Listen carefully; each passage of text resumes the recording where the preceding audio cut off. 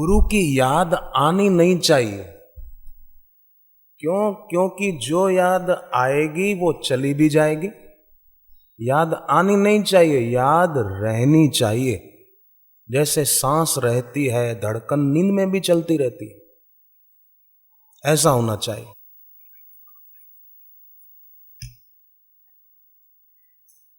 जैसे अर्जुन रात को सो जाते थे, अपने आश्रम की कृष्ण दर्शन नाम की पुस्तक में ये प्रसंग है शायद।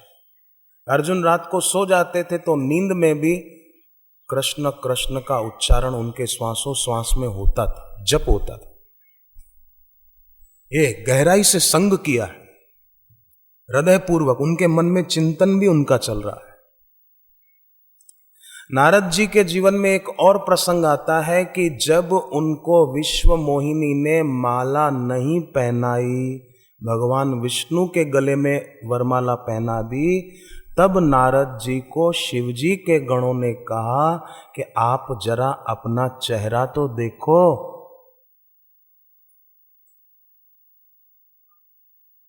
जरा देखो।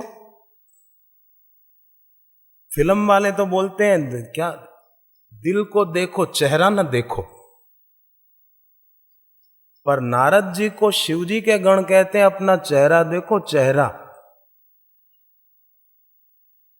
इंसान की आंखें, इंसान का चेहरा, वो उसके गहरे मन में क्या चल रहा है वो बता देता। सामुद्रिक लक्षणों की अपनी महिमा।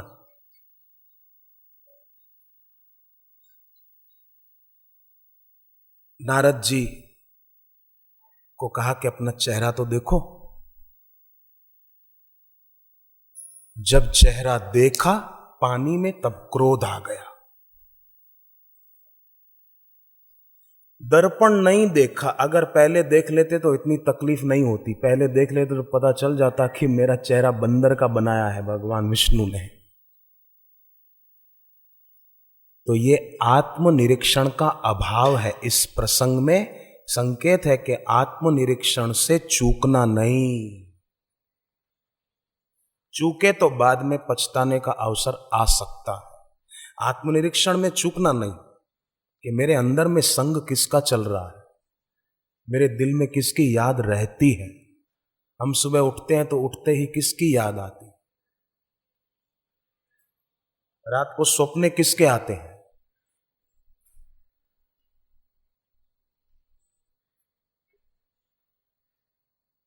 दिन को तो किसी से बात न करे, किसी युवक से युवती से, रात को सपने में करता रहे तो।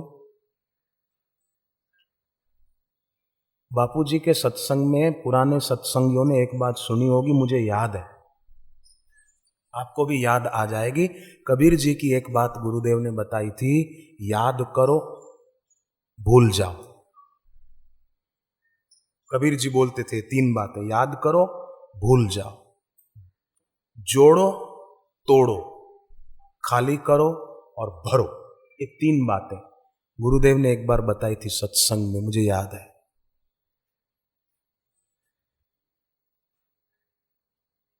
याद करो और भूल जाओ। किसी से मिले जुले, बातचीत हुई, कुछ हिसाब किताब हुआ, रात को उसको लेकर न सोए,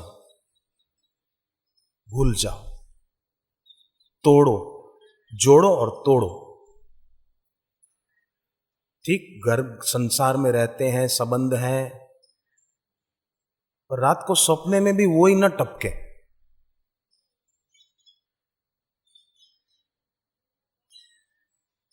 अचेतन मन में इतना गहराई में चिंतन चला जाए अपने स्वामी का, इष्ट का, के स्वप्ने में भी वही दिखे।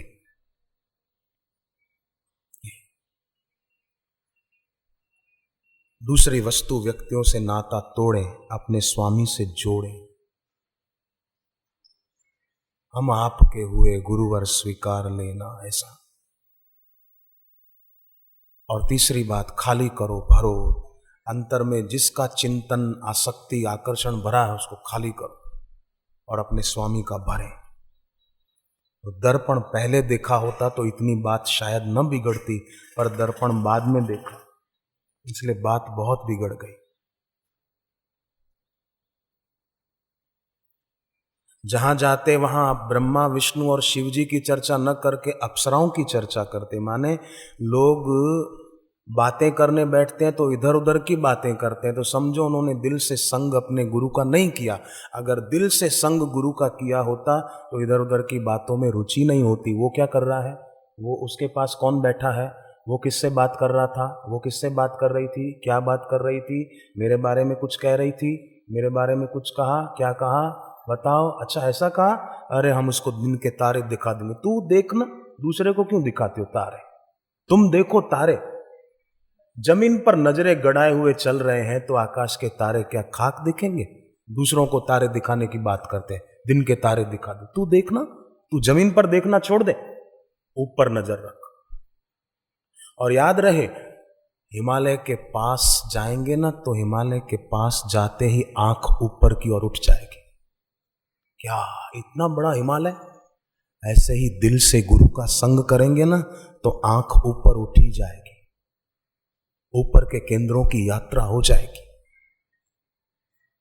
कुंडलिनी योग की साधना के बारे में आपने सुना है, 7 केंद्र हैं, है ना? इसमें 7 में चौथा जो है वो हृदय में है, अनाहत चक्र। 3 नीचे हैं, मूलाधार, स्वादिष्ठान, मणिपुर। चौथा हृदय में है। और 3 ऊपर है, ये विशुद्धाख्य चक्र कंठ में, आज्ञा चक्र, सहस्त्रसार। 3 ऊपर है, 3 नीचे है, चौथा बीच में हृदय में है। तो हृदय में अगर भावना होगी, हृदय से संग गुरु का किया है, तो यात्रा यहां से विशुद्धाख्य की होगी, आज्ञा चक्र की होगी, फिर मूलाधार की यात्रा, नीचे के केंद्रों की यात्रा नहीं हो, ऊपर की यात्रा हो। ऊर्ध्वम गच्छन्ति सत्वस्था। और फिर हमारी जो ऊर्जा है, वो ऊर्जा है ना, गत्यात्मक है, गति करती है। ऊर्जा एक जगह रहती नहीं है, या तो अधोगमन होगा, या बहिर्गमन होगा, या ऊर्ध्वगमन होगा। 3 में से एक होगा। हम किसको महत्व देते हैं, हमारे हाथ की बात है। अधोगमन, बहिर्गमन, ऊर्ध्वगमन।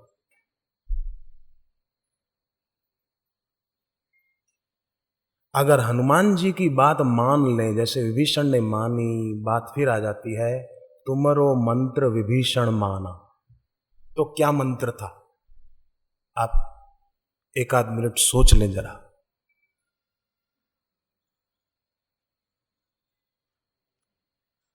मंत्र हनुमान जी ने ये रावण को भी दिया था, पर रावण ने माना नहीं।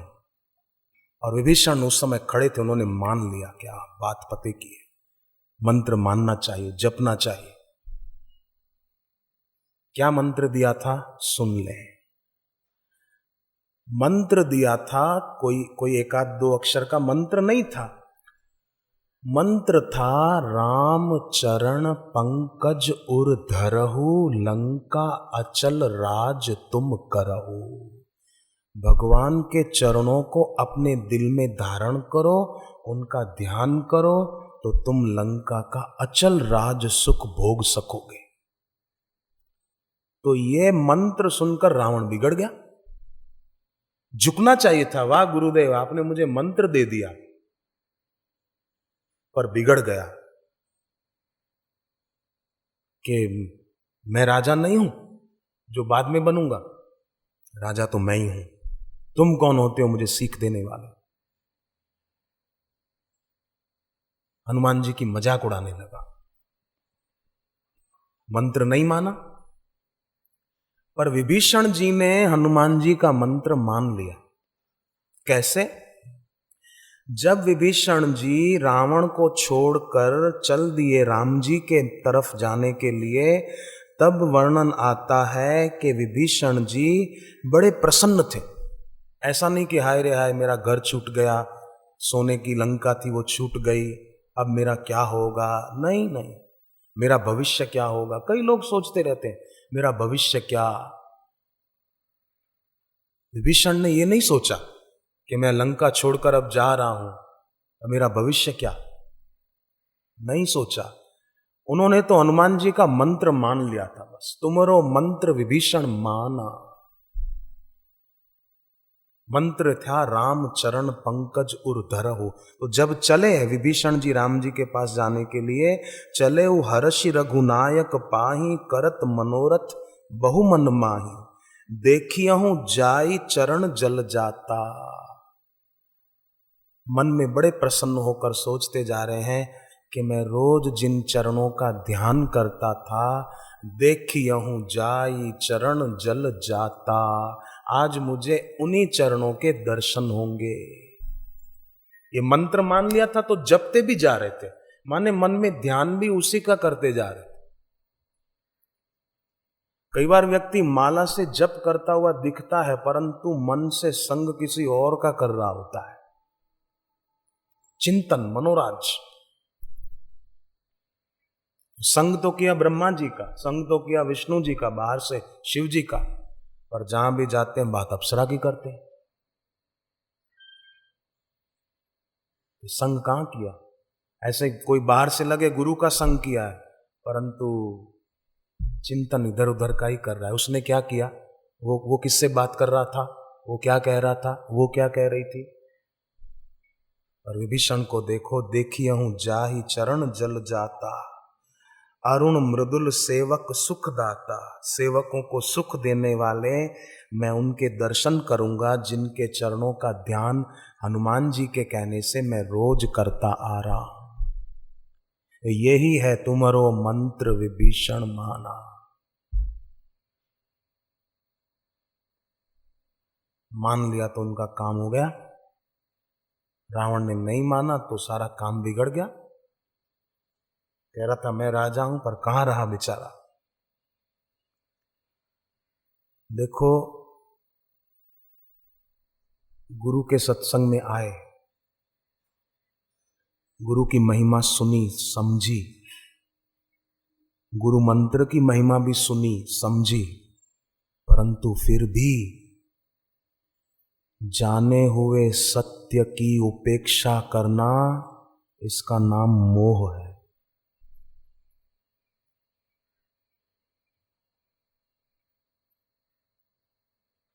तभी तो मन भटकना शुरू कर देता है ना।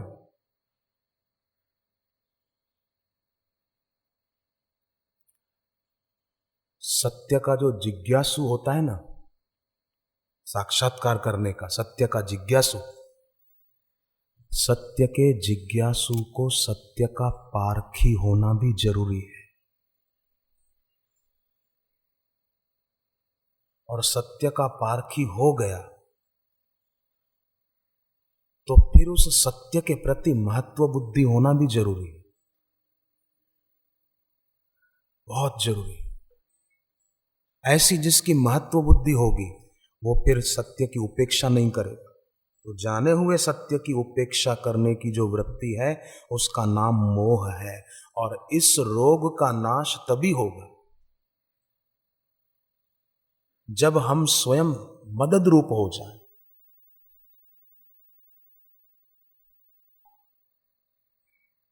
सहायक हो जाए। रावण जब मर नहीं रहा था तब राम जी ने विभीषण की ओर देखा कि ये कैसे मरेगा। मर नहीं रहा है, मैंने तो खूब मेहनत की, कैसे मरेगा। शिवजी पार्वती जी को यह बात सुना रहे थे कि राम जी तीर चलाते चलाते थक गए, रावण मरा नहीं। तब थककर राम जी ने विभीषण को देखा और पूछा कि ये कैसे मरेगा। तब पार्वती जी ने शिव जी को पूछा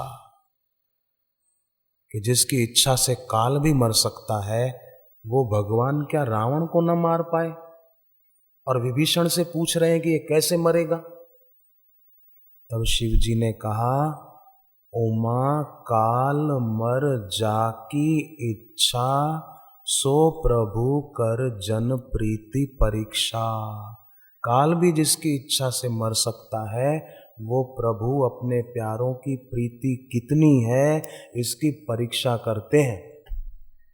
पर आजकल उल्टा चल रहा है, सेवक ही स्वामी की परीक्षा लेने निकल पड़ता है। अगर मिलेगी मुझे नौकरी तो ही दीक्षा लूंगी। तो तेरे को किसने चिट्ठी लिखी थी तू दीक्षा ले? मेरा ये काम हो जाए तो मैं दीक्षा लूं।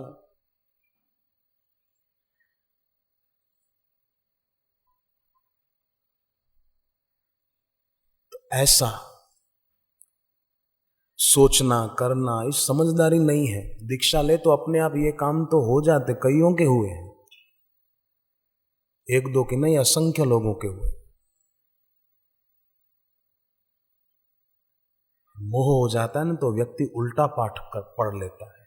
जैसे नारद जी को मोह हो गया तो उल्टा पाठ पढ़ रहे थे। जैसे पहले मोह नहीं था, पार्वती जी के वहां गए थे, उनके पिताजी ने कहा हाथ देखो, तो कहा कि भाई इनको तो ऐसा पति मिलेगा जो सांपों के आभूषण पहनता होगा और मरण धर्मा नहीं होगा, वो तो अमर होगा, अजर होगा। और ये सब लक्षण नारद जी ने कहा ये तो सब शिव जी में है, इसका मतलब इनको शिव जी मिलेंगे पति के रूप में। मोह नहीं था तो सही पाठ पढ़ा, पर जब मोह हो गया, विश्व मोहिनी का हाथ देखा तो क्या कहने लगे कि जो एहि वरहि अमर सोई होई, जो इसका वर्ण करेगा वो अमर हो जाएगा। पहले पार्वती जी को कहते हैं कि इनका विवाह तो उससे होगा जो अजर अमर होगा। और जब मोह हो गया, उसका रूप देखने से आकर्षण हो गया, तो उल्टा पाठ पढ़ने लगे कि जो एहि वरहि अमर सोई होई, समर भूमि तेहि जीत न कोई, उसको कोई जीत नहीं पाएगा। फिर आगे कहते हैं सेवहि सकल चराचर ताहि, उसको सब सेवने वाले, उसका सब सेवा करने वाले होंगे। शील निधि वरहि शील निधि कन्या जाहि, जो शील निधि की बेटी को वरेगा वो अमर हो जाएगा, उसको कोई जीत नहीं पाएगा। उल्टा पाठ पढ़ने का माने जो भी मिलेगा इसकी कृपा से मिलेगा, जो इसको वरेगा वो अमर हो जाएगा। पहले तो मरण धर्मा होगा, पर इससे अगर शादी हो गई आहा तो वो अमर हो जाएगा। अब किसी लड़की से शादी करके कोई अमर हो जाएगा? तो कितनों की शादी हो गई, वो सब अमर है अभी धरती पर। जो एहि वरहि अमर सोई होई, तो मोह के कारण व्यक्ति ऐसा उल्टा पाठ पढ़ता है कि मेरे को जो भी मिलेगा माया की कृपा से मिलेगा। नहीं नहीं, मोह नहीं होता तो होता है कि नहीं, मेरे को जो मिलेगा मेरे गुरु की कृपा से मिलेगा, इसलिए मैं पंडितों की बातों में क्यों आऊं। तो नारद जी के चरित्र से ये प्रेरणा मिलती बड़ी सुंदर कि संग केवल बाहर का ही नहीं माना जाता, भीतर में जिसका चिंतन चलता है उसी का संग माना जाएगा। तो हम किसका संग करते हैं वो हम सोचें अंदर में।